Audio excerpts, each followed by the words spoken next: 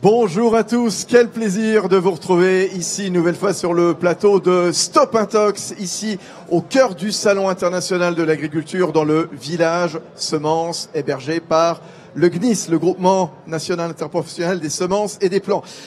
Alors vous savez que c'est un salon qui se tient au moment où beaucoup agitent des peurs justement, à tort ou à raison. Et d'ailleurs, Stop Intox, le correcteur d'infos, est là contre les a priori, contre les à peu près, contre les approximations. Rendez-vous donc chaque matin sur le SIA pour casser certains préjugés. Tenez par exemple ce qu'on entend beaucoup, le glyphosate est un poison. Voilà, c'est la thématique du jour. Dossier explosif, question ce matin, le glyphosate condamné ou acquitté? Question qu'on va poser à nos trois spécialistes, nos trois acteurs du secteur. Stéphane Sanchez, bonjour. Bonjour. Directeur de la FNSEA du Grand Bassin Parisien. Guillaume Cabot, bonjour. Bonjour. Guillaume Cabot, administrateur des jeunes agriculteurs, exploitant vous-même dans le département de la Seine-et-Marne. Vous faites des céréales, du lin, de la betterave, de la pomme de terre. Gilles Rivière-Wechstein, bonjour. Bonjour Fabrice. Spécialiste des questions agricoles environnementales. Allez voir Glyphosate, l'impossible débat, justement, c'est son dernier opus. Intox, ça tombe bien, on est sur le plateau de Stop Intox.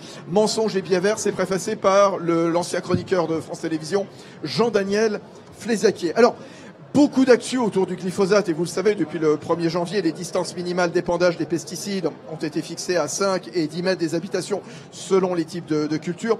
C'est un dossier sensible, hein. Vous savez que le président de la République, qui a passé 13 heures hier dans les travées du salon de l'agriculture, hier samedi, il a été interpellé justement par les professionnels de l'agriculture sur ce dossier du glyphosate. On reviendra aussi sur sa position, on ne sait pas très bien ce qu'il pense finalement l'exécutif.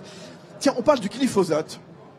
Tiens, Guillaume Cabot, c'est quoi le glyphosate? 1975, Monsanto, la Roundup. Ça sert à quoi? Avant qu'on puisse expliquer si c'est dangereux, pas dangereux, etc. Alors, le glyphosate, donc c'est une matière active qui nous sert, nous agriculteurs, en tant que professionnels, justement à détruire les mauvaises herbes entre deux cultures.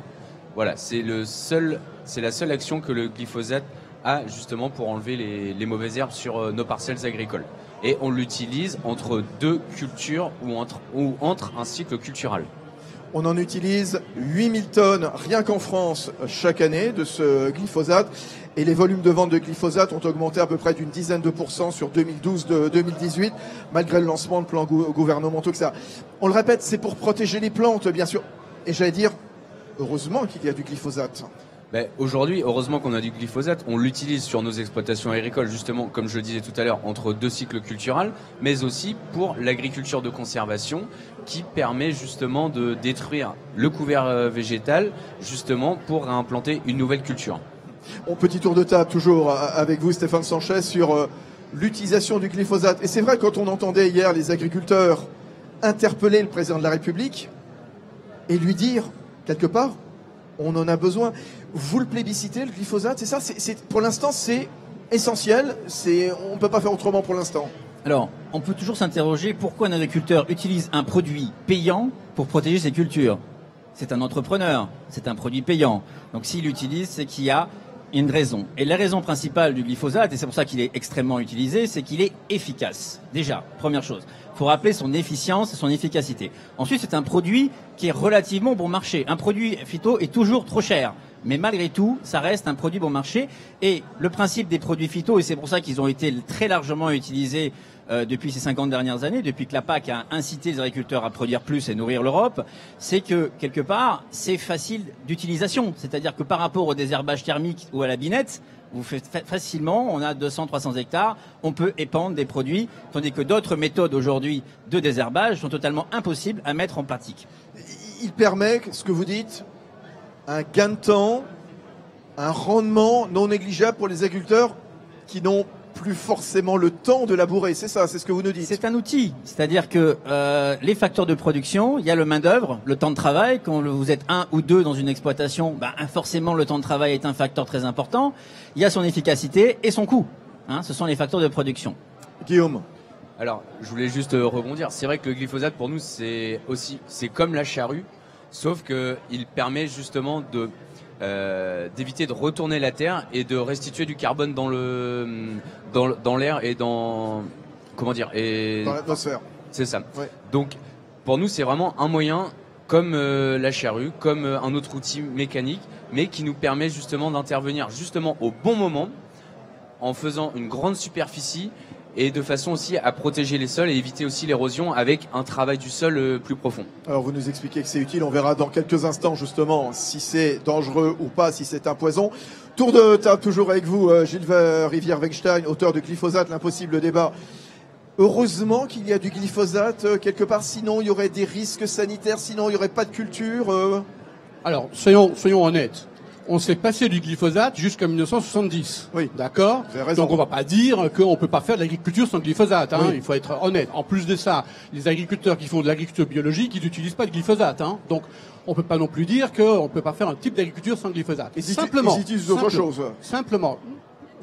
On pourra parler de la bouillie bordelaise. Si on utilise ce produit depuis 50 ans, c'est qu'il y a des raisons. La première raison, c'est que parmi tous les produits qu'on peut utiliser, c'est pas simplement celui qui est le plus efficace, c'est celui qui est le moins toxique de tous les produits. Le moins toxique pour la faune, alors pour la flore, pour les mauvaises herbes, oui, il est très efficace. Mais pour tout le reste, pour tout ce qui est vivant, hormis les plantes, il est totalement inoffensif.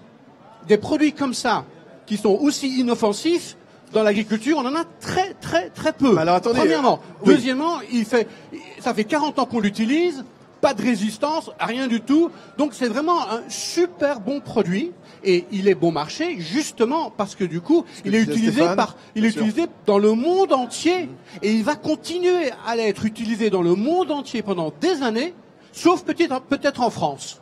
C'est le paradoxe. Alors justement, tiens, pourquoi justement, au moment où vous nous dites il est inoffensif, au moment où vous, les professionnels des cultures, vous nous dites on l'utilise et ça nous est très utile, pourquoi aujourd'hui son utilisation est controversée d'un seul coup? On voit ce débat passionnel, ce débat explosif, ce débat extrêmement chaud. Gilles, qu'est-ce que vous dites Gilles Alors ça, Rivière-Weinstein. c'est le fruit de mon enquête, voilà, l'impossible débat. L'impossible débat, Et on le redit. pour revenir un petit peu à la base, il y a 5 ans, tous les jardiniers du monde et français avaient un bidon de glyphosate. C'était un non-sujet. Ouais. Ce produit était utilisé par tout le monde et c'était un non-sujet. En 5 ans, quand vous faites un micro-trottoir en France, tout le monde va vous dire qu'il est dangereux et qu'il faut l'interdire.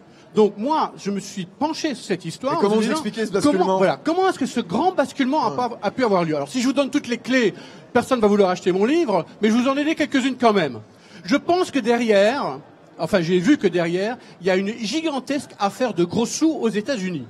Ce qui a déclenché l'affaire du glyphosate, c'est un avis d'une agence sanitaire, en l'occurrence le Centre international de recherche sur le cancer, qui a, pour des raisons bien particulières, et je reviens là-dessus dans mon livre, déclaré que le glyphosate serait cancérigène potentiel, probable. Ouais. Donc ils n'ont aucun élément pour dire qu'il est cancérigène, aucun élément, sans ça il ne serait pas probable mais certain, mais ils disent qu'il pourrait éventuellement l'être. Il pourrait éventuellement Oui, mais l'être. c'est là où j'ai un petit peu de mal, Gilles Rivière-Weinstein, parce que vous nous donnez cet avis d'une agence fédérale américaine qui dit il est potentiellement cancérigène. On voit également l'OMS, on voit également l'Agence européenne de sécurité des aliments sur la dangerosité du glyphosate, qui rendent des avis et qui sont contradictoires. Finalement, moi je ne sais pas qui a raison entre l'OMS, l'Europe, les États-Unis ou je ne sais qui. Eh bien justement, c'est ça que c'est intéressant, c'est qu'à voilà. partir de cet avis-là, il s'est passé deux choses.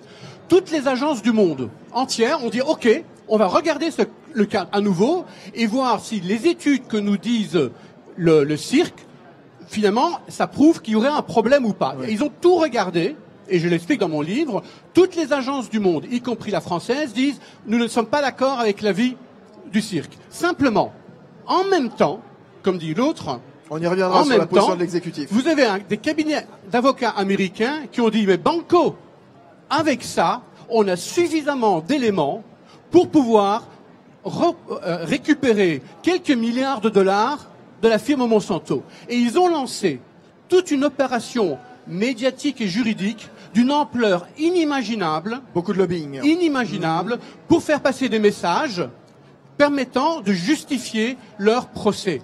Ça, ils ont, pour vous donner une petite idée, il y a 4 ou 5 cabinets d'avocats, certains ont mobilisé 80 avocats pour mettre en place toute une plaidoirie permettant de gagner les procès. Et tous les éléments de langage de ces cabinets d'avocats se sont retrouvés dans la presse française. très intéressant. Et Guillaume Cabot, alors je vais pas vous demander si vous en buvez un verre tous les matins au petit déjeuner, évidemment, je connais la réponse. Mais franchement, le glyphosate, vous l'utilisez les yeux fermés, vous vous dites pas un moment à tous ces avis rendus par l'OMS, l'Union européenne quelque part, est-ce qu'il n'y a pas un petit doute quand même dans votre tête pour dire, voilà, il n'est pas toxique, il n'est pas cancérogène? Alors, le glyphosate, je l'utilise sur mon exploitation agricole, En entre Seine-et-Marne. deux cultures, en Seine-Maritime, pardon. En Seine-Maritime, y a pas de pardonnez-moi. souci. Donc je l'utilise sur mon exploitation agricole entre deux cultures. Justement, il permet justement de nettoyer la terre avant de réimplanter une culture. Justement, je produis des pommes de terre sur mon exploitation, donc c'est bien d'avoir une terre propre avant de redémarrer un cycle culturel. Alors, certes, quand on utilise tous les produits phytosanitaires, on fait attention. Aujourd'hui, on a un local phytosanitaire justement pour stocker nos produits. On a des équipements de protection individuelle justement pour faire attention parce que voilà, c'est un produit phytosanitaire. On fait tout à fait attention. C'est comme avec les médicaments. Il faut prendre un peu de précaution. La bonne posologie. C'est ça, c'est ça. Sûr. Donc certes, on a un petit doute, mais par contre, on est des professionnels. On fait attention à ce qu'on fait et dès qu'on va l'utiliser, et vous travaillez pour des consommateurs aussi accessoirement. C'est ça, c'est ça. Et lorsque l'on l'utilise, on le fait dans de bonnes conditions. On va pas s'amuser à aller épandre du glyphosate justement pour le plaisir. Parce que d'une, bon, certes, c'est une matière active qui est pas très chère, qui nous coûte, ça coûte un litre de glyphosate, c'est à peu près 7,50 €. Donc ça nous permet un de faire litre de glyphosate, 7,50 €. D'accord. ça permet de faire quand même un hectare, désherber un hectare, donc à 7,50 €, alors que si on le faisait mécaniquement, on J'entends. passerait beaucoup plus de temps. Donc il y a un intérêt économique. Ouais. Stéphane Sanchez, à la FNSEA, on doit regarder tous ces rapports. On se dit, c'est absolument pas dangereux pour la santé du consommateur, pour l'environnement, la biodiversité, les abeilles, ça n'agit pas comme perturbateur endocrinien. On est sûr de son coup, là, ou pas? Mais au sein du réseau FNSEA, notre travail, c'est de pas dire si c'est dangereux ou pas dangereux. J'entends bien, mais Voilà. vous lisez des rapports. Alors, Donc, c'est bien à un là, moment, il c'est faut bien- faire le voilà. tri. Alors, c'est bien là l'une des principales difficultés du Bah oui. sujet. Pour moi, il y a sur la question du glyphosate, si c'est le sujet aujourd'hui, on est dans une forme de procès où c'est acquitté ou voilà. Et aujourd'hui, le glyphosate, son premier problème, c'est sa carte mère. C'est la société qui a créé la molécule en 74. D'accord, c'est Monsanto, qui a eu effectivement une très mauvaise presse, notamment des associations, à travers des positions lobbyistes assez difficiles, assez compliquées. Ça, c'est le premier sujet. Et c'est pour ça que ça fait 20 ans que le glyphosate est dans l'œil du radar des associations. C'est devenu un gros mot. Hein. Voilà. Ça, c'est la première. La deuxième chose, c'est le deuxième sujet, c'est la science. Ça, jusqu'en 2015, effectivement, les différentes agences, parce qu'il y a l'OMS, il y a le CIRC, qui est une agence de l'OMS, et les agences nationales, alors, européennes et nationales de chaque État, qui avaient fait du glyphosate un non-sujet. Je parle au niveau de ses capacités génotoxiques, parce qu'on parle bien de ça. Sauf que le CIRC, en 2015, a sorti un rapport avec une cancérogénité probable, et le CIRC, dans ce cas-là, porte bien son nom, parce que c'est le CIRC depuis. Concrètement, toutes les agences se renvoient la balle, et comme ils sont pas d'accord pour se mettre au niveau du protocole d'études, personne n'y comprend rien. Parce que qu'est-ce qu'on leur demande? C'est qu'ils se mettent d'accord sur un protocole et qu'il y ait une position prise. Gilles. Non, je ne suis pas d'accord du tout. Toutes les agences sanitaires du monde qui font l'homologation disent clairement que dans un usage non correct de ce produit, il n'y a aucun élément prouvant une quelconque toxicité cancérigène. Il n'y a pas du tout il n'y a pas d'ambiguïté. C'est ce que je dis. Je dis juste que dans la mesure où le CIRC est une agence de l'OMS et que le CIRC a sorti une étude avec une cohorte de professionnels et que cette étude dit qu'il y a une cancérogénité, c'est de là qu'est né le soupçon. Laisse-moi terminer. C'est de là qu'est né le soupçon. Je dis pas que les autres agences suivent le CIRC. Je dis que le soupçon est né de ça. Et comme le soupçon est né de ça, il suffit de rien pour que derrière, il se crée une sorte de panique dans l'assiette, n'est-ce pas? C'est ça. Et c'est de ça dont il s'agit. Mais c'est ce soupçon-là. Voilà. Pourquoi autant de passion? Quand on voit le Monde, là, ici, qui assiste à nos débats ici sur ce village semence au sein de l'agriculture ce dimanche matin, c'est que, franchement, le dossier, il est chaud. En effet, panique dans l'assiette, c'était l'un de vos précédents opus, Gilles. Ce que vous expliquez, c'est ils se nourrissent de nos peurs. Vous révélez l'existence de ce que vous appelez une fabrique de la peur. Le mot pesticide, il est symbole de la peur. Il y a un amalgame, on amalgame tout, OGM, glyphosate, pesticides. Et finalement, chacun flippe et chacun se pose des questions, comme tous ces messieurs dames qui nous regardent. Oui, alors ça marche avec le glyphosate parce qu'effectivement, c'est un sujet, le sujet pesticide est un sujet anxiogène, donc ça marche d'autant plus, et c'est pour ça que les cabinets d'avocats américains en ont fait un sujet. Mais ce que je voulais dire tout à l'heure, je reviens là-dessus, c'est très important que les gens comprennent bien. Toutes les agences sanitaires du monde se sont penchées sur le cas du glyphosate après l'avis du cirque. Elles ont toutes fait une réévaluation et l'EPA, l'agence américaine, vient de refaire une évaluation en disant on regrette, on reste sur le fait que non, dans ce cas-là, le cirque a beau dire potentiellement, il n'y a pas de risque cancérigène de ce produit. N'empêche que partant de toutes ces études, certains gouvernements interdisent le produit à plus ou moins grande échéance. Emmanuel Macron, en décembre 2017, il s'engageait à sortir du glyphosate d'ici 2021, l'an prochain. Jeudi, à l'avant-veille de l'ouverture du salon de l'agriculture, que disait-il dans la presse régionale? Cet objectif ne sera pas tenable sur la totalité des exploitations. Il avait déjà déclaré en janvier 19, l'an dernier, il y a un an, que la France ne parviendrait pas à se passer à 100% du glyphosate en 3 ans. Est-ce que vous y voyez clair, vous, le professionnel de l'agriculture, Guillaume Carreau, exploitant en Seine-Maritime? Pourquoi tous ces atermoiements? Pourquoi ces positions fluctuantes? Alors aujourd'hui, c'est vrai qu'en tant qu'agriculteur, on est un peu perdu parce que on n'a pas de visibilité claire. Exactement, on voit pas. On n'a pas de visibilité claire sur nos exploitations agricoles. Alors certes, on fait des efforts sur nos exploitations agricoles. Dès qu'on peut se passer d'un produit phytosanitaire, on va le faire. Clairement. Dès qu'on peut faire un binage au lieu d'une utilisation chimique, on va le faire. Et c'est tout dans notre intérêt. Même si ça coûte plus cher. Même si ça coûte plus cher. Parce qu'on a conscience des enjeux, des nouveaux enjeux de la société. Donc, dès qu'on a une alternative, on l'applique. Alors, pour le glyphosate, c'est vrai qu'on n'a pas de visibilité. Sauf que, aujourd'hui, il y a l'agriculture de conservation des sols qui a été mis en place, qui permet de stocker du carbone. Et ça, en fait, faut concilier les atouts, donc, écologiques, les bénéfices écologiques avec l'utilisation du glyphosate.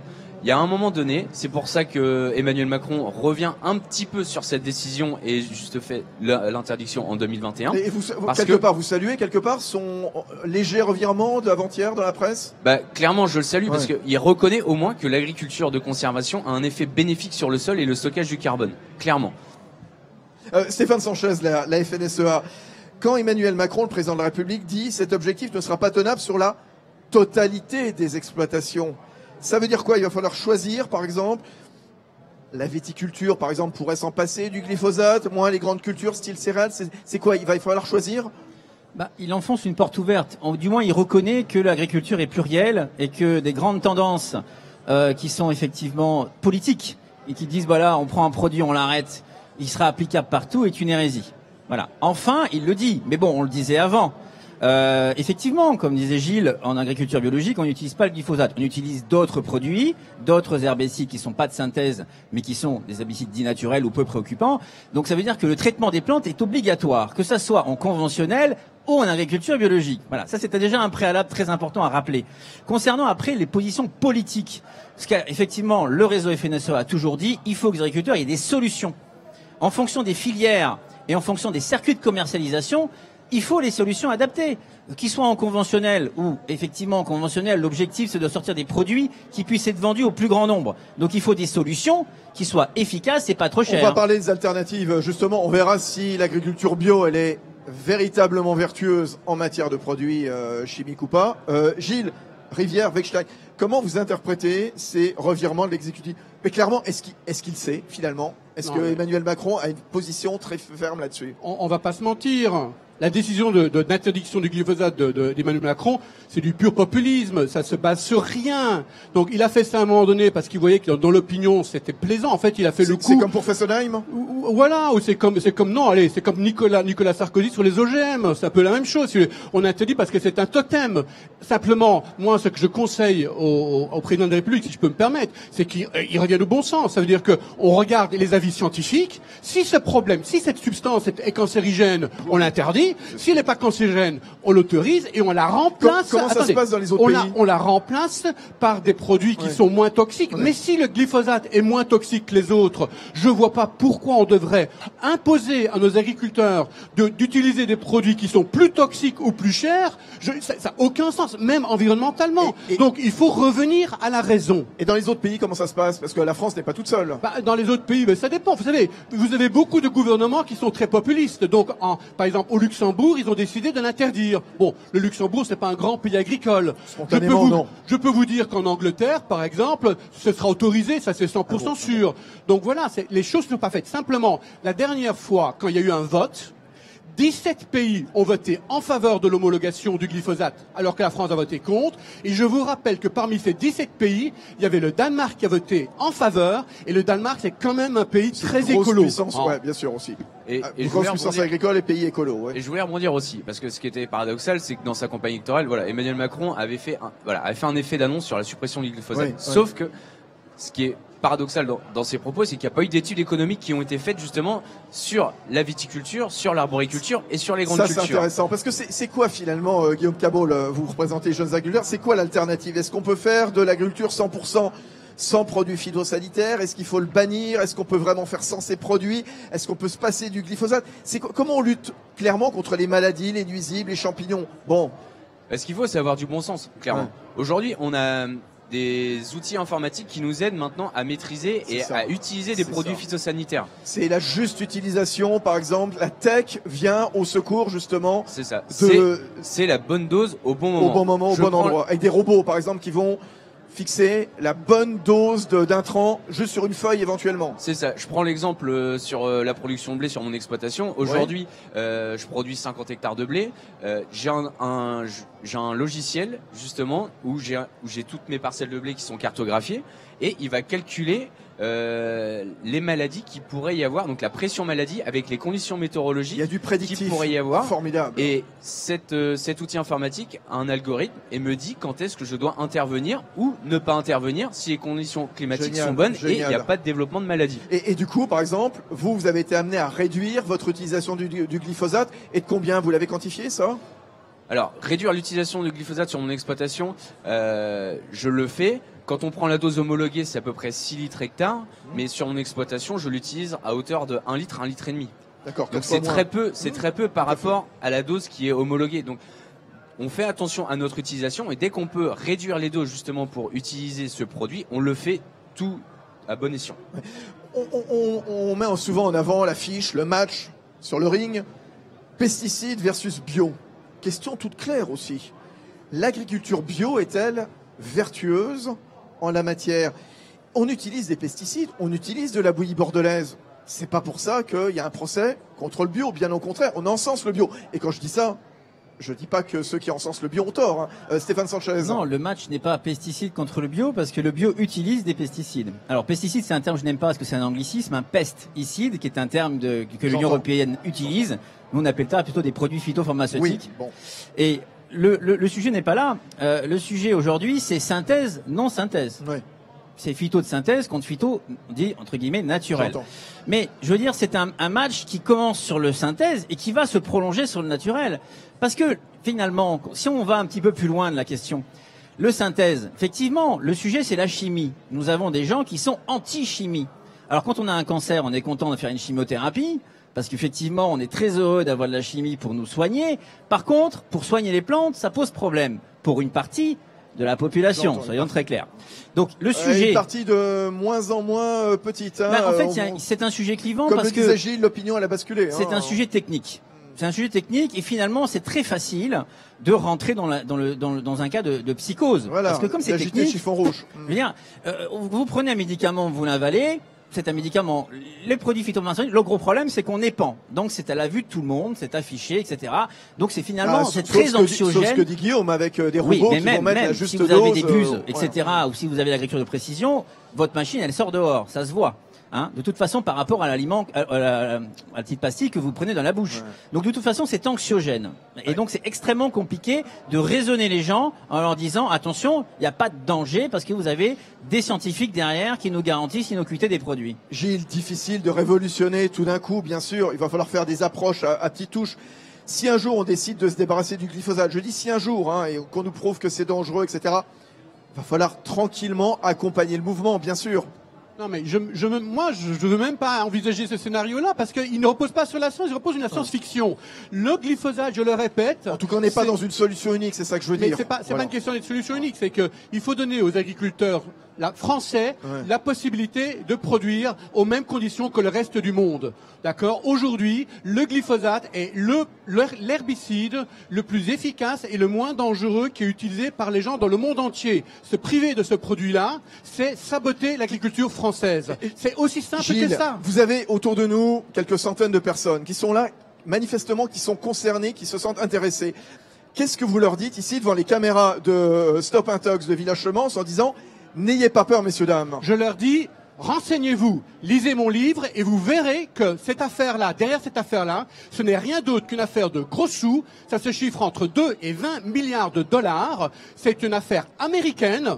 Et il n'y a aucune raison que les agriculteurs français doivent payer les pots cassés d'une bataille qui a lieu aux États-Unis pour estorquer entre 2 et 20 milliards de dollars de Bayer. Voilà à propos de gros sous, vous avez calculé l'impact financier que ça représenterait pour vous, les agriculteurs, de se priver de glyphosate?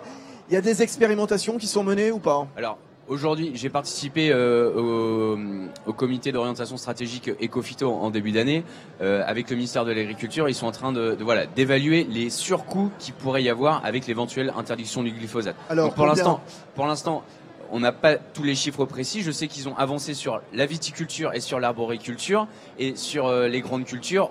Le protocole tombera à peu près au mois de juin. Pour l'instant, j'ai pas de chiffres réels, mais par contre, il y a un impact significatif sur nos exploitations agricoles. Et ce que j'ai bien aimé, c'était les propos de Gilles au niveau de la compétitivité, parce qu'aujourd'hui, voilà, on importe et on exporte des productions agricoles, et on a besoin d'être compétitif vis-à-vis des autres producteurs. Mais aujourd'hui, quelles sont les cultures les plus enclines, les plus à même à lever le pied un peu sur le glyphosate? Je citais la viticulture tout à l'heure. Est-ce que c'est le cas ou pas, à votre avis, Guillaume Cabot, les jeunes agriculteurs? Alors, sur la viticulture et l'arboriculture, l'arrêt du glyphosate va poser quand même des gros soucis. Parce qu'aujourd'hui, on a, par exemple, je prends les vergers, ils ont bâti leur modèle sur l'utilisation du glyphosate, parce que généralement, il y a, des systèmes d'irrigation, donc on peut pas forcément rouler dessus. Donc, il faut revoir le mode de production. Donc, ça demande beaucoup de moyens.